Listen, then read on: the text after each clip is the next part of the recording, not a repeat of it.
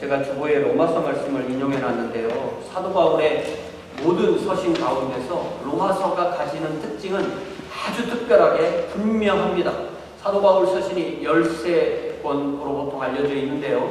그 13권 중에서 오직 로마서만 그가 가보지 않은 도시에 있는, 그가 세우지 않은 교회에 보낸 것입니다. 그러니까 다른 모든 서신, 사도 바울의 다른 모든 서신은 자신이 세운 교회에, 그러니까 자신이 먼저 말씀을 전해서 세운 교회에 그 교회의 필요와 요구에 부응하기 위해서 보낸, 에피토메스로 보낸 그런 편지였습니다. 하지만 오직 로마서만 그가 간 적이 없는 도시에 있는 자신이 세우지 않은 교회에 보낸 것입니다. 특별히 로마는 당대의 로마 제국의 수도였고요. 사도 바울은 그동안 그리스, 헬라어 문명권인 동방에서 사역했고요. 이제 그 사역을 마치고 로마에 가서 서방 문명권, 라틴어 문명권인 서방에서 사역을 하고 로마 교회와 교제를 하고 로마 교회와 코이노니아를 나누고 로마 교회의 도움을 받아서 스페인까지 가서 사역을 하겠다라는 계획을 세우고 있습니다. 이 편지를 쓸 때가 대략 AD 57년인데 그때가 바로 사도 바울의 3차 선교여행이 마칠 때였거든요. 이 3차 선교여행이 주로 에베소에서 두란노라는 사람이 운영하던 학원을 빌려서 거기에서 거의 2년 이상 계속 가르쳤던, 그리고 나서 그 사역이 끝나고 이제 그리스를 방문할 때 로마 고린도에서 석 달을 체류할 때 그때 로마서를 쓰게 됩니다. 그리고 잘 생각을 해보면요, 다른 교회는 먼저 말로 가르친 거예요. 그런데 로마 교회는 먼저 글을 보낸 겁니다. 그러니까 에베소 두란노 서원에서 2년 동안 매일 가르치던 그 내용이 그대로, 그 음성이 들리는 듯하게 그대로 녹아있는 성경이 바로 로마서라고 할 수가 있습니다. 그러니까 사도 바울은 로마서를 로마 교회에 보내면서 내가 평소에 전하는 복음이 이런 복음입니다 라고 그들에게 교제의 손을 내밀었다고 할 수가 있습니다. 그래서 저는 모든 교회 모든 성도가 주기적으로 로마서를 자세히 탐구해야 한다고 믿습니다. 그래서 제가 수요일에 다시 로마서를 조금씩 전하고 있는데요. 여러분, 제가 로마서 이 동영상을 보내드리면 많이 함께 해주시면 고맙겠습니다. 로마서 처음에, 여러분 로마서를 펴보세요. 로마서를 처음에 펴면은 1장부터 이게 1장이 첫 7절은 인사고요. 그 다음이 17절까지가 서론에 해당하는 게 로마서의 서론입니다. 그리고 18절부터 32절까지는 굉장히 복잡한 얘기를 쓴 것 같아도 요약하면 모든 이방인은 죄인이다, 그 얘기를 하는 거고요. 그러면서 이제 2장으로 넘어가면, 로마서 2장으로 넘어가면 그럼 유대인은 어떠냐? 유대인도 다 죄인이다라는 얘기를 3장 8절까지 합니다. 그러면서 3장 9절부터 3장 18절까지가 그러니까 이방인도 죄인이고 유대인도 죄인이니까 하나님 앞에서 죄인이 아닌 사람은 아무도 없다, 그 이야기를 하고요. 의인은 없나니 하나도 없다고 그랬죠. 그리고 나서 드디어 복음의 핵심, 복음의 핵심이 3장 19절부터 31절까지가 복음이에요. 복음이라고 보통 이야기하는 내용. 그런데 그 중에서도 또 핵심을 추려라 하면은 저는 23절과 24절을 말씀드리고 싶어요. 여러분, 로마서 3장 몇 절이요? 23절, 24절 같이 읽어봐요. 시작. 모든 사람이 죄를 범하였음에 하나님의 영광에 이르지 못하더니 그리스도 예수 안에 있는 성령으로 말미암아 하나님의 은혜로 값없다 의롭시 하심을 얻은 자 되었느라. 하나님의 은혜로 값없이 의롭다 하심을 얻은 자 되었느라. 그러니까 모든 사람이 다 죄인인데 그 모든 죄를 예수님께서 십자가의 보혈로 다 갚아주셨기 때문에 누구든지 이 복음을 듣고 그 마음에 예수님을 모셔드리는 그 사람은 다 하나님 앞에 의롭게 된다, 이 이야기를 하는 것입니다.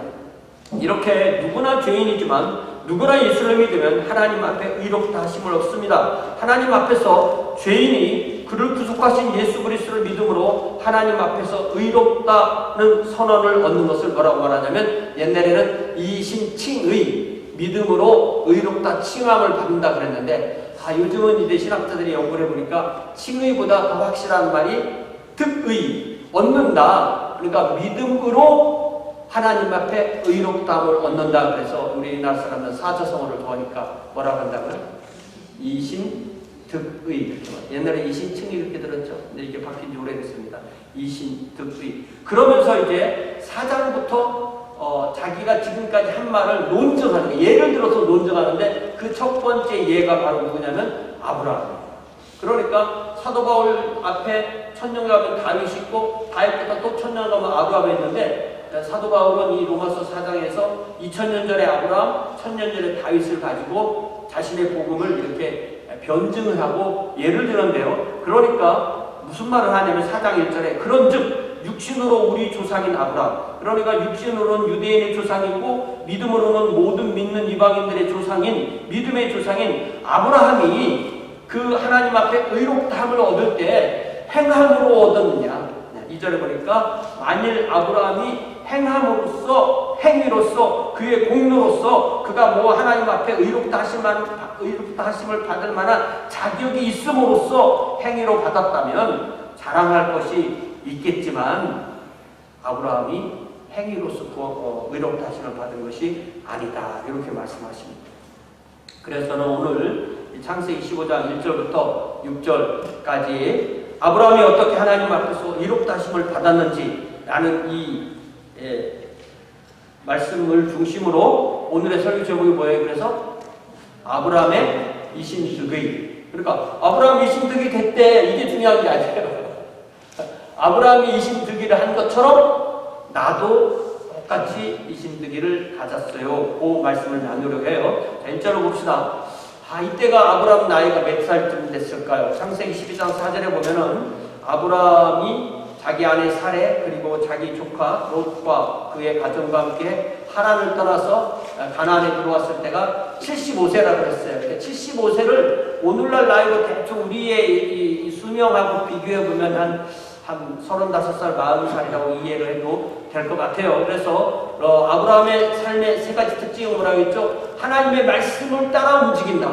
그래서 움직이는 그곳에서 하나님께 제단을 쌓고 하나님께 예배를 드리고 그곳에 또 하나님 언제 가라고 하면 가야 되니까 퍼머넌트한 집을 짓지 않고 장막을 지으면서 산다. 그러니까 말씀과 제단과 장막의 삶을 살았었는데 가나안에 기근이 오니까 아이고 여기 못 살겠다 하고 어디로 갔어요? 이집트로 갔죠. 이집트로 가다 생각해보니까 자기 아내가 너무 예뻐가지고 이 아내라고 하면 내가 죽을 것 같으니까 좀 누나라고 합시다.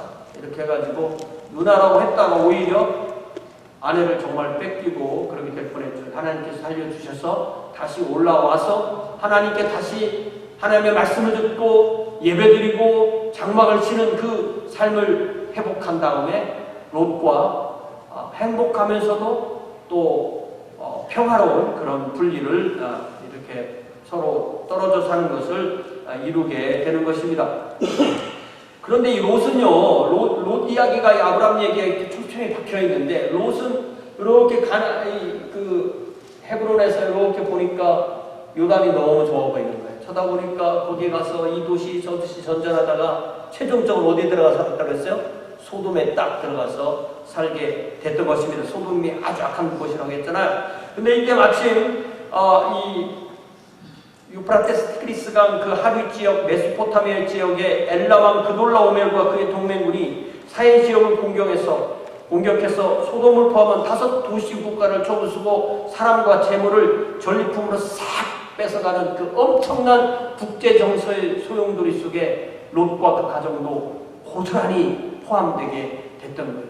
그래서 이런 사정을 예의주시하던 아브라함은 평소에 준비를 했던 것 같아요. 대비하고 자기 집안에 전쟁에 나갈 만한 사람 318명을 준비를 해놓고 또 그 자기가 살고 있던 그 원주민 마므레 사메우제 그들의 군사들과 합해가지고 이 그들라오멜군을 추격해가지고 처음에는 그 다음에는 다마스커스 북쪽까지 추격해서 야간 기습 작전도 통해서 성공적으로 전쟁에서 이기고 모든 빼앗겼던 것을 다 그대로 찾아가지고 다시 개선해서 돌아오게 되는 것입니다. 이 개선하는 아브라함을 누가 맞았다고 그랬어요? 살렘의 왕 지극히 높으신 하나님의 제사장인 멜기세덱이 그를 만나서 하나님의 이름으로 축복하고 아브라함을 대신해서 아브라함의 대적을 그의 손에 붙이신 하나님을 찬양하죠. 아브라함은 멜기세덱에게 자신이 전쟁에서 얻은 전리품의 10분의 1을 하나님께 드리는데, 왜냐하면 자기가 섬기는 하나님과 멜기세덱이 섬기는 하나님, 멜기세덱이 섬기는 하나님은 지극히 높으신 하나님, 천지의 주제이신 하나님이 똑같은 한 대상임을 알고 그 멜기세덱에게 그 10분의 1을 드리는데, 그건 뭐냐면은 바로 하나님이 이 전쟁에 나와 함께 하셨고 내가 가진 모든 것은 하나님의 것이라는 것을 이 10분의 1로 표현하게 되는 것이죠. 그리고 나니까 소돔왕 이름이 뭐라고 했어요? 베라. 베라가 와서 뭐라고 그랬어요? 그 아브라함이 전쟁에 가서 찾아온 모든 사람이든 물품이든 다 아브라함 거예요. 근데 와서 뭐라고 하냐면 사람만 보내주시고 물품은 가지세요. 그랬는데 아브라함 뭐라고 말해요? 사람도 물품도 나는 당신을 통해서 실 한 개, 신발끈 한 개도 갖지 않을래요. 다 가지고 가세요. 우리가 이미 먹은 거 어쩔 수 없고 나와 함께 갔다 사는 거 어쩔 수 없지만 다 가지고 가세요. 그러니까 아브라함은 모든 사람 모든 물품을 소돔왕께 돌려보낼 때 얼마나 멋졌겠어요. 그죠? 그러면서 그는 헤브론에 있는 자기 장막, 자기 가족, 자기 가축이 있는 곳으로 돌아옵니다.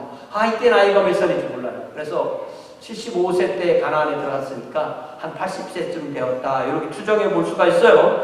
이런 일이 있은 후 이제 25장 1절이 시작되는 거예요. 이후에 여호와의 말씀이 환상 중에 아브라함에게 임했다. 우리는 성경을 쭉 읽다 보니까 말씀이 환상 중에 임했다, 이런 말씀이 성경에 워낙 많으니까 아주 흔하게 나오는 기절인 줄 알았는데 모세오경에 딱 15장이 나와요. 그러니까 예언서에는 저 표현이 많이 나오는데 모세오경 안에는 여기만 나오는 표현, 여기하고 4절만. 무슨 얘기냐면 하나님께서 아브라함에게 말씀으로만 임하신 그런 역사가 분명히 있었다는 것입니다. 그래서 이렇게 보면 아브라함도 예언자다, 아브라함도 선지자다라는 것을 우리가 분명히 알 수가 있습니다. 그 말씀이 임하여 말씀하시기를 뭐라고 말씀하세요? 아브라함아 두려워하지 말아라. 항상 우리가 두려워하지 말아라 라는 말을 들으면 뭘 생각하냐면 지금 내가 떨고 있나 이렇게 생각하면 돼요. 아브라함아 두려워하지 말아라. 왜? 내가 너의 방패야. 내가 너의 지극히 큰 상급이야. 내가 너에게 보상해 줄게, 이런 말씀이죠. 그렇다면 아브라함은 지금 무엇을 두려워하고 있을까요? 아마 그돌라오멜 동맹군이 비록 쫓겨갔지만 다시 전열을 가다듬어서 다시 동맹군을 만들어서 이 아브라함 이 사람 잡으려고 다시 공격해 올 수도 있어요. 아브라함은 미래에 있을 엄청난 공격을 예상하면서 현재 평안을 잃고 두려움에 빠져 있을 수가 있습니다. 우리에게 제일 중요한 건요, 현재의 평안을 잃지 않는 거예요. 그래서 하나님께서 뭐라고 말씀하세요? 아브라함아 두려워 마. 내가 너의 쉴드야. 내가 너 쉴드 줄게. 하나님이 우리를 방패 쳐주시면 누가 우리를 깨뜨리겠습니까? 하나님께서 아브라함에게 가서 내가 너를 지켜주리라, 이렇게 약속하십니다. 또 아브라함은 전리품을 많이 얻었는데도 10분의 1은 멜기세덱에게 하나님 멜기세덱을 통해서 하나님께 드리고 나머지는 소돔왕 베라에게 다 돌려줬어요. 그래서 이번 위험한 전쟁, 이 모든 전투에 작전을 했지만 실제 아브라함에 있어서는 늘어난 재산이 하나도 없는 거예요. 지금도 물론 부자지만 만일 그 전리품을 소돔왕 베라에게 돌려주지 않았다면 그는 더욱더 큰 부자가 되었을 것입니다. 그랬기 때문에 그 아브라함에게 하나님께서는 그래 잘했어, 소돔에게 준 거 잘했어, 그렇지만 내가 너의 지극히 큰 상급이야, 이렇게 말씀하십니다.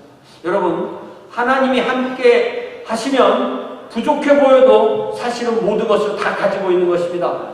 하나님이 함께 하시지 않으면 엄청 많은 거 있어도, 많은 것 같아도 사실은 아무것도 가진 것이 없습니다. 그래서 하나님은 아브라함에게 나는 너의 방패요 지극히 큰 상급이니라라고 말씀하십니다. 사랑하는 성도 여러분, 하나님이 우리의 지극히 큰 방패와 상급으로 우리의 모든 어려움을 막아주시고 우리의 모든 필요를 채워주심을 믿읍시다.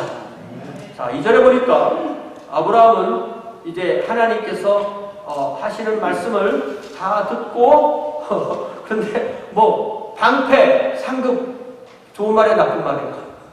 좋은 말이죠. 근데 이게 당장 어떻게 된다는 게 없는 거예요. 방패, 상급. 그러니까 이 아브라함의 머릿속에는 지금 당장 자기에게 필요한 걸 구하는 거예요. 뭐라고 말해요? 주 여호와여 방패, 상급 그런 얘기 하지 마시고 지금 당장 내게 뭘 주려고 하십니까? 그러니까 제가 하나님 말씀에 하나도 넣지 말고 하나도 빼지 말라고 했는데 자꾸 넣는 거는 이해를 돕기 위해 하는 거니까 시험 받지 마세요. 그러니까 우리가 지금 당장 필요한 거 있잖아요. 당장 필요한 거. 당장 필요한 것을 하나님께 구하는 거는 결코 잘못된 것이 아닙니다. 다만 우리가 오늘 본문에서 주의 깊게 봐야 될 것이 그것이 주어지는 방식과 때는 하나님께서 하나님의 방법으로 하나님의 때에 하신다는 것을 분명히 알아야 합니다.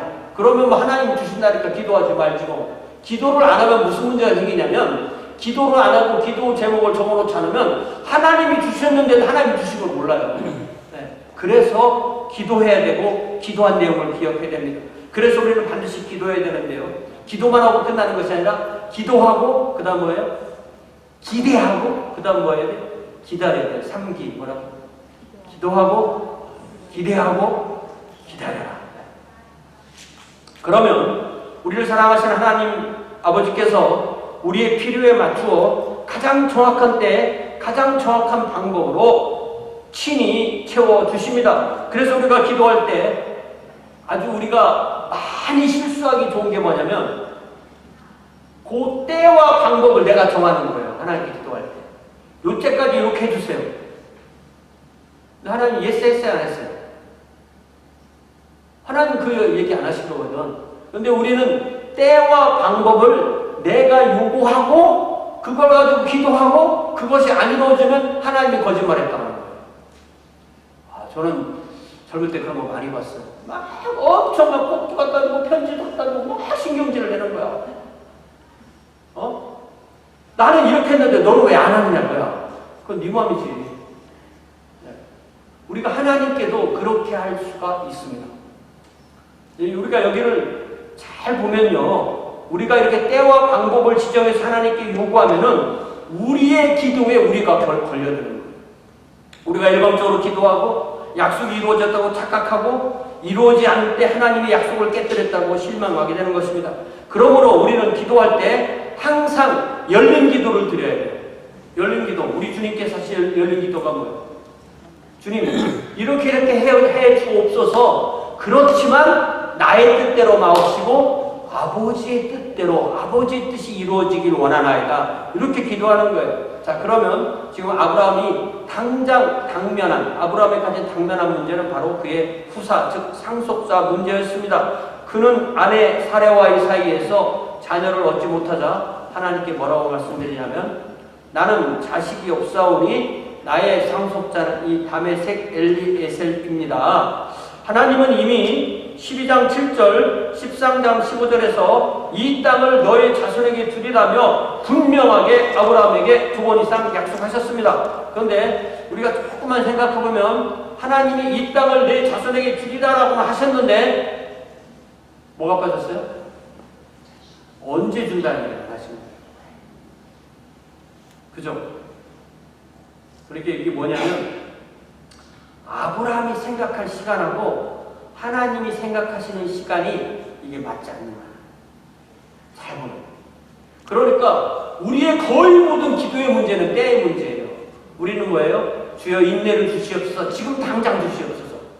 근데 하나님은 인내를 당장 주고 인내가 아니잖아. 그러니까 오랫동안 인내가 쌓여지도록 하나님이 원하시는 그 시간이 있는 거예요. 그러니까 아브라함은 하나님께 거의 반항이 나듯이 다마스커스 출신 종 엘리에셀 자기 집에서 태어난 이 종 내가 기른 이 종이니까 나를 이 사람을 양자로 삼아서 후사로 삼을 것이라고 말씀드립니다. 엘리에셀 얼마나 이름도 좋아요. 엘리 하나님은 에셀 도움이시다. 하나님께서 이 종을 나의 후사로 주어서 도와주시랍니다. 그러니까 내가는 이 엘리에셀을 내 후사로 삼겠습니다. 그러면서 3절에서는 더 나가서 뭐라고 말해요? 내가 자식을 아직 못 낳습니다. 이렇게 안 하면 뭐라고 말해요? 주께서 주께서 내게 씨를 주지 아니하셨으니 내 집에서 길린 자가 내 상속자가 될 것입니다. 자, 주께서 아브라함에게 씨를 주셨나요? 안 주셨나요? 안 주셨지. 뭐만 주셨어요? 말씀만 주셨어요. 그럼 끝까지 안 주셨나요? 나중엔 주시잖아요. 그죠? 그러니까 아직 안 주신 것이 맞지만 주실 것도 맞잖아요. 그러니까 아브라함은 하나님의 약속이 이루어질 시간을 미리 정하고 그 시간까지 그 약속이 이루어지지 않으니까 어떻게 했다고 그래요? 하나님이 안 주셨다. 이게 누가 맞는 것 같아요? 여러분 볼 때는.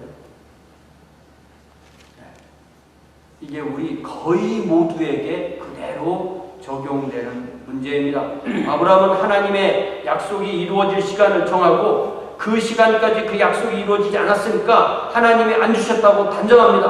아브라함에게 씨를 주시는 것은 아브라함이 자기 자녀를 얻는 것 아브라함의 일이에요. 분명히. 그렇지만 아브라함이 아들 하나를 얻었으면 하지만 하나님은 그보다 훨씬 크게 아브라함을 통해서 그 씨를 통해서 온 세상을 구원하실 그 아브라함의 후손에는 예수 그리스도가 포함되고 저와 여러분이 포함되는 그 큰 그림을 가지고 아브라함을 상대하는 것입니다. 그렇기 때문에 아브라함이 아들을 낳는 문제는 아브라함의 문제이기도 하지만 아브라함의 문제이기 이전에 하나님의 문제인 것을 믿습니다. 여러분이 기도하는 내용이 하나님의 일이 아니면 하나님 왜 들어주겠어요? 그게 하나님의 일이기 때문에 기도하는 거니까 내가 주님 저의 이 불치병에서 저를 아껴주세요. 그것이 하나님의 일이라고 생각하지 않으면 기도하지 마세요. 그러나 하나님은 나를 사랑하시기 때문에 나를 아껴 주신 사람을 믿기 때문에 우리가 기도하는 것입니다. 그러면 아브라함은 우리랑 똑같은 사람이니까 아브라함은 단지 이 시점에서 하나님의 큰 그림을 볼 수 없었을 뿐인 것입니다. 하나님은 주로 이렇게 시간을 가지고 우리를 훈련하세요. 그래서 잘 보면요, 제가 군대 가보니까 그런 게 있더라고요. 이게 훈련의 강도와 길이가 그 계급을 결정하는 거예요. 가장 약한 게 이제 방위인데, 방위 훈련하고 병 훈련이 다릅니다. 병의 훈련하고 하사관의 훈련이 다르고, 하사관의 훈련과 장교의 훈련이 다르고, 장교도 또 고급 장교로 올라가면 훨씬 더 훈련을 강하게 받는 거죠. 그런 면에서 훈련의 길이, 강도, 고난도 이런 것이 그 사람의 계급과 관련되는 건데요. 그렇기 때문에 어떤 면에서 우리는 그 자기에게 닥친 그 훈련을 잘 받아내야 되는 건데 우리의 일생이 훈련이잖아요. 잘 받아내야 되는데 우리는 가끔씩 옆에 사람을 쳐다보는 거예요. 그럴 필요 없어요.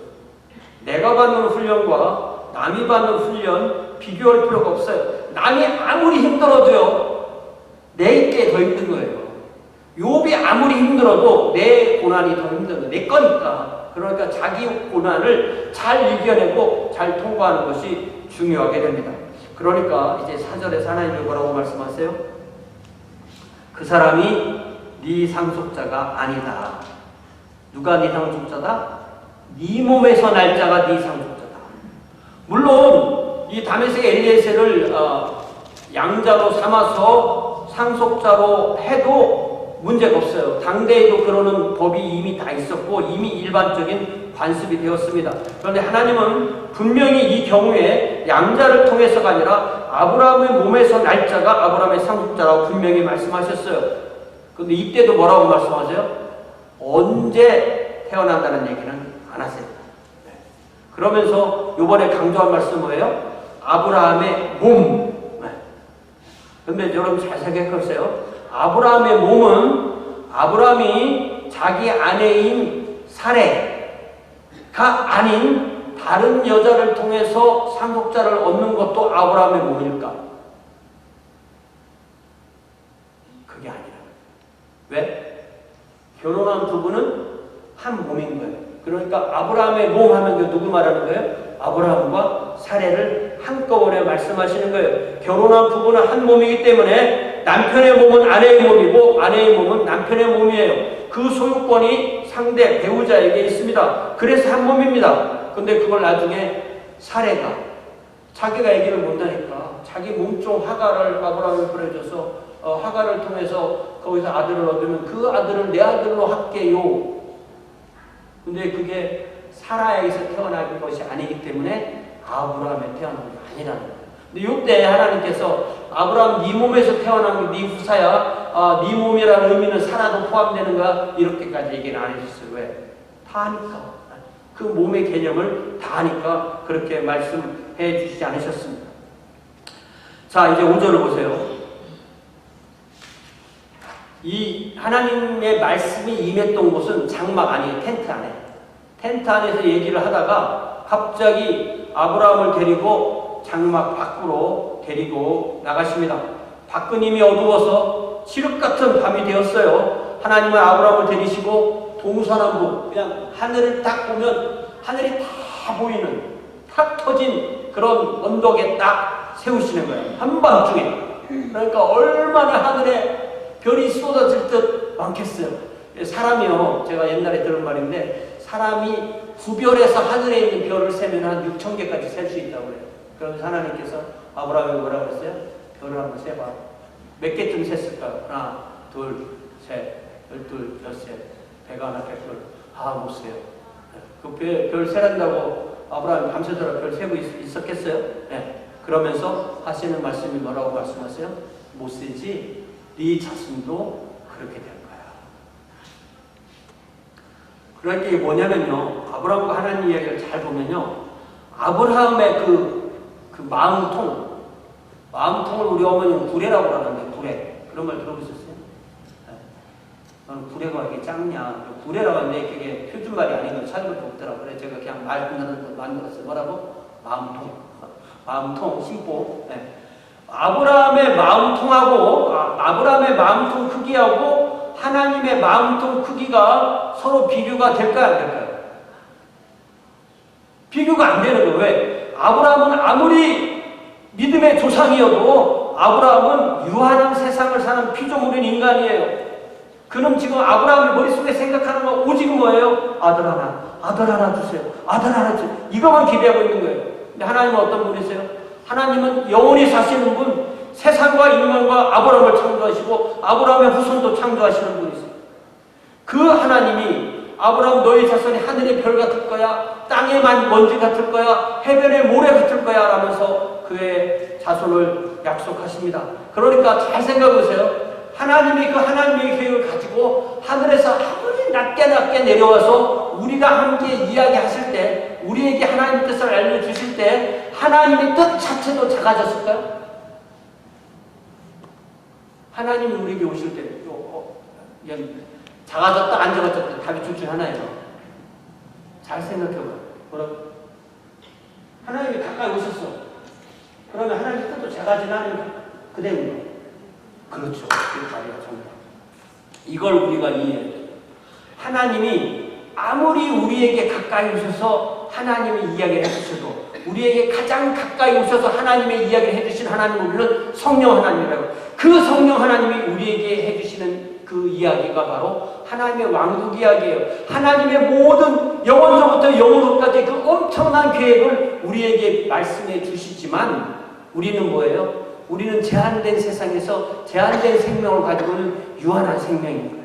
그렇기 때문에 우리는 이 작은 마음통으로, 작은 머리통으로 완전하신 하나님의 그 놀라운 계획을 듣고도 그걸 다 한꺼번에 마음에 품을 수가 없는 것입니다. 그것이 바로 우리의 한계예요. 그러나 우리가 하나님이 하시는 일을 다 이해하지 못하고 그대로 마음에 받아들이면 우리의 한계를 우리가 벗어나서 초월해서 하나님의 세계에 들어가는 겁니다.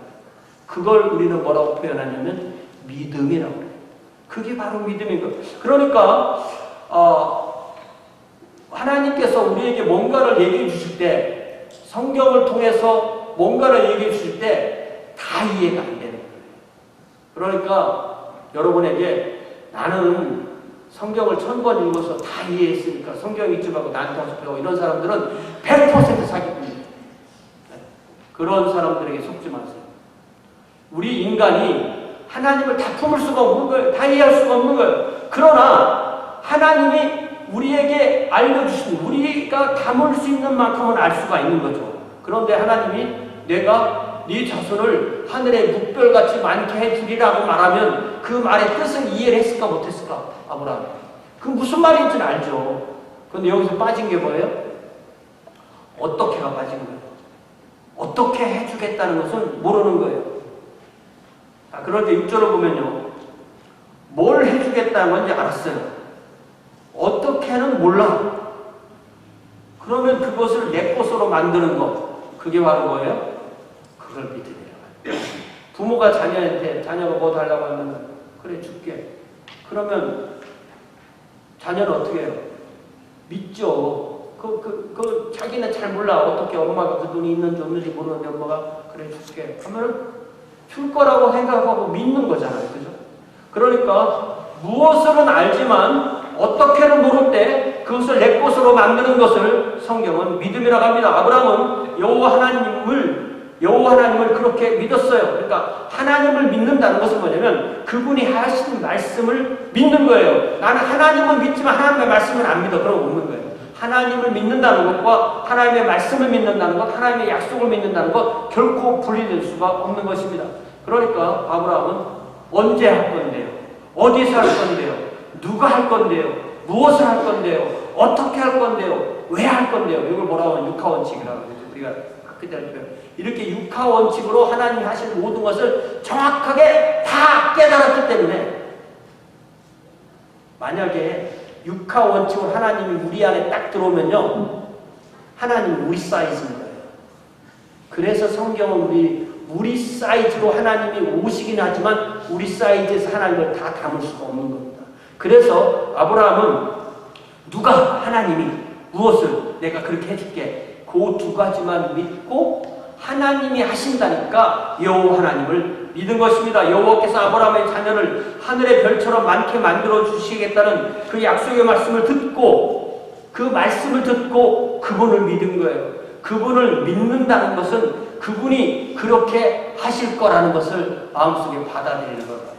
여러분, 제가 이 창세기는 시작의 책이라고 했잖아요. 시작의 책이니까 창세기를 쭉 읽다 보면 처음 나오는 것들이 이렇게 많아요. 그래서 아브라함이 하나님을 믿었다. 이 믿었다라는 이 동사가 히브리어는 웃기는 게요.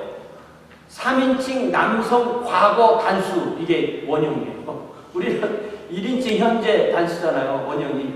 근데 그 모든 히브리어 동사의 원형은 그 장음 아하고 단음 아로 이렇게 다 무조건 연결돼요.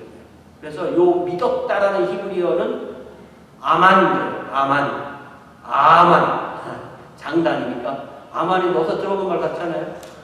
에멘이잖아요. 에멘. 그러니까 동사로 하면은 그가 믿었다. 그가 확증했다. 그가 신뢰했다. 이런 단어가 되는 것입니다. 그래서 이 아만이라는 믿는다라는 동사가 처음 나오는 구절이 바로 창세기 15장 6절이고 이것이 이제 부사로 변하면서 진실로 참으로라는 말로 바뀐 게 뭐예요? 그게 에멘. 그러니까 히브리어는 그 동사 그 원형을 가지고 계속 모음을 바꾸어서 많은 단어를 이렇게 만들어냅니다. 그러니까 아브라함이 아만했다. 이 뜻은 뭐예요? 여호와 하나님이 그에게 하신 말씀을 알아듣고 감정적으로 느끼고 마음의 의지로 동의했다는 거예요. 이게 바로 믿음입니다. 이때 그렇게 아브라함이 여호와를 믿었어요. 그러니까 창세기를 기록함으로 뭐라고 말하냐면 여호와께서 그가 믿은 그의 믿음을 그의 의로 여기셨다. He credited it to him as righteousness. 이렇게 말을 하고 있습니다. 요 righteousness라고 번역된 이 히브리어도 역시 우리가 히브리어를 보다 보면 많이 나오는 이 ጼ데크라는 단어에서 명사용된 체다카라는 단어인데 이게 뭐냐면 하나님이 하시는 일에 아브라함의 믿음으로 화답할 때 아브라함은 하나님께서 이제 하나님이 하실 일을 아브라함의 믿음으로 딱 비약을 했으니까 이제 하나님이 아브라함을 억셉트할 만한 하나님 받으실 만한 상태가 됐다. 그것이 바로 하나님이 그를 의로 여기셨다는 그 말씀이 되는 겁니다. 여러분 제가 아까 로마서 4장을 보자고 했잖아요. 로마서 4장 다시 읽어보세요. 로마서 4장을 보면은 요 이야기를 3절부터 5절까지 뭐라고 말씀하시는지 다시 한번 읽겠습니다. 로마서 4장 3절에 보니까 로마서 4장 3절에 그러니까 아브라함이 하나님 앞에 의롭다 여기심을 받을 만한 어떤 공로가 있어서 이루어졌냐 아니면 아무것도 없을 때 됐냐 그 얘기를 2절에 했죠. 그러면 저 사람 성경을 펴보자. 성경을 펴봐서 창세기 15장 6절을 펴보니까 성경이 뭐라고 말을 하느냐? 로마서 4장 3절 같이 읽어요. 시작. 성경이 무엇을 말하느냐? 아브라함이 하나님을 믿음에 그것이 그에게 의로 여겨진 바. 그대로 인용한 거잖아요. 창세기 15장 6절을 로마서 4장 3절에서 인용하는 거예요. 인용한 성경 기절을 이제 설명하는 게 4절 5절이에요. 자, 그 다음에 뭐라고 말하냐면 일하는 자에게는 그 삭시 은혜로 여겨지지 아니하고 보수로 여겨지거든요. 그러니까 이게 고용주가 있고 피고용인이 있으면 피고용인이 한 달 동안 일을 하고 월급을 주세요 라고 말할 필요도 없어. 월급이 나오는 거지. 근데 월급을 줄 때 아이고 이건 우리 사장님이 나에게 주시는 기프트네? 이런 생각한다고 안 한다고? 안 한다고. 그 뭐라고? 보수라고 보수. 그러니까 사장이 한 달 동안 일 부려먹고 돈 주면서 얘다 선물이다 그렇게 한다고? 아니라고. 빚이라고. 사장이 갚아야 될 빚에 그거 안 갚으면 감옥 가는 거예요. 그 귀절이 뭐라고요? 4절이에요. 일하는 자에게는 그 삭시 은혜로 여겨지지 아니하고 보수로 여겨지거든요. 이게 남의 집에서 일하고 돈 받다가 사장이 돼서 남 시켜서 일 시키고 돈을 주려면 이 심정 잘 할 거예요. 분명히 알 겁니다. 그러면서 그건 이제 세상의 계산법이잖아요. 그죠? 그러면서 5절에 하나님의 은혜는 뭐라고 말하냐면 5절 같이 해봐. 시작. 일을 아니할지라도 경건하지 아니한 자를 의롭다 하시는 일을 믿는 자에게는 그의 믿음을 의로 여기신다. 일을 안 했어요. 한 달 동안 출근을 안 했어. 아예 아무 일도 안 했어. 뭐 놀러 다니고 하면서 한 달 후에 나타났어. 그랬는데 그 사람에게 한 달치 월급을 주면 그건 뭐예요? 그거는 은혜라고 그래요. 그렇게 안 하시죠, 여러분들?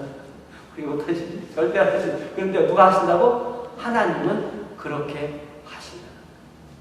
일을 아니할지라도 하나님 앞에 경건한 것이 전혀 없어도 그런 사람을 의롭다 하시는 그 하나님을 믿으면 그 믿음 때문에 그 사람이 의로워지는 것이다. 그렇게 보습니다.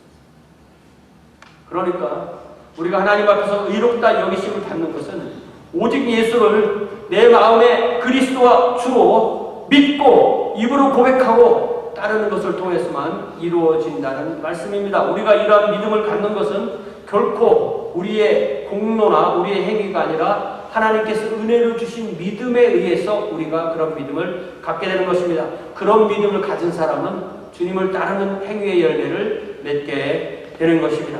제가 여러분 주보에 갈라디아서 3장 8절을 써드렸는데요. 갈라디아서 3장 8절을 보면 이 말씀을 같이 한번 읽어봅시다. 시작. 또 하나님이 이방을 믿음으로 말미암아 의로 정하실 것을 성경이 미리 알고 먼저 아브라함에게 복음을 전하되 모든 이방인이 너로 말미암아 복을 받으리라. 이거는 이제 12장 3절을 인용한 건데요.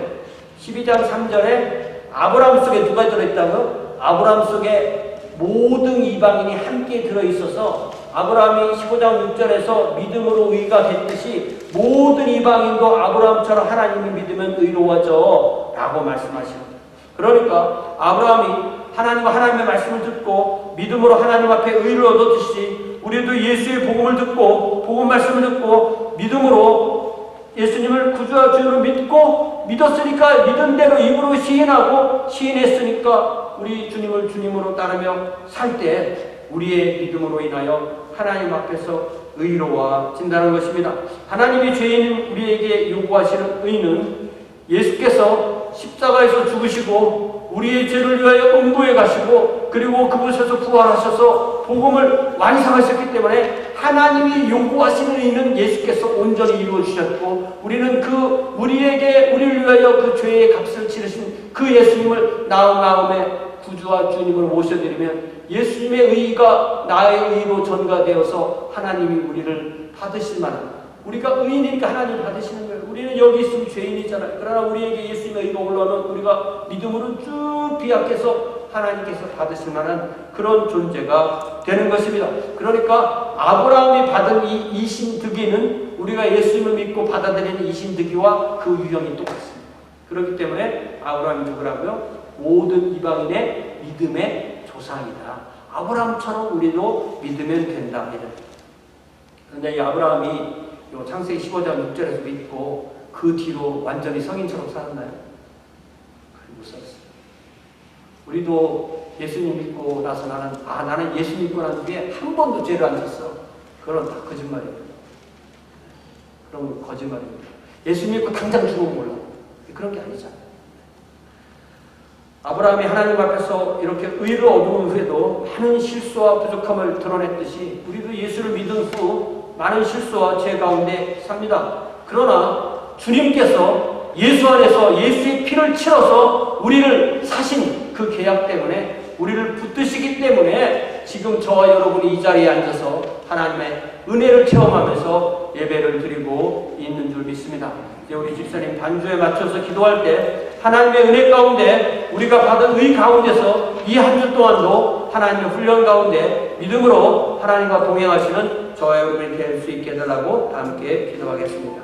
함께 기도